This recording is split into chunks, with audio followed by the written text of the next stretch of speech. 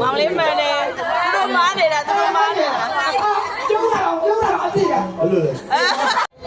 အဲ့ကမကြီးကဘာလာလာကောင်းတယ်နော်ဟိုလေဟိုအခုလောက်ဖွင့်တော်နေတော့ ဟုတ်ပြီသူတို့မရှိတော့လို့ဆိုင်နေကျွန်တော်ပေးစားပါ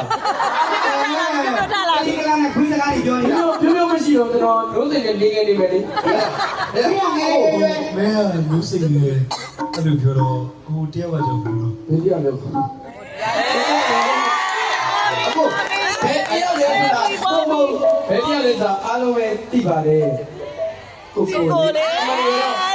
ဘယ်တရားလဲလို့ပြောတာကိုမကြိုက်ပဲသိပါတယ်ဒီနေ့ကစတာ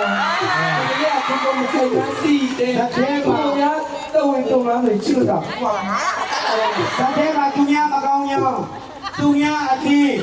သူများတောင်းချေတွေ့တော်ရှင်းရှင်းဘာဖြစ်တယ်သူများအတင်းမတရားပြောတတ်တဲ့သူကိုစတဲ့ပါကွာဒီလိုတည်တယ်ဒီလေတော့ကမောင်တော်ဒီကိုအဲ့လိုဒီလိုနဲ့ဆွတ်ကြတယ်ဒါပေမဲ့ကိုရတရားကိုပြောရင်ဒီလိုနဲ့ဆွတ်ကြတယ်လားပြလေလို့အာကြိုင်တော့ညာလေးဖြတ်နေမှာပေါ့အမေကဘယ်လိုမှမဟုတ်အောက်ဆုံးကွာ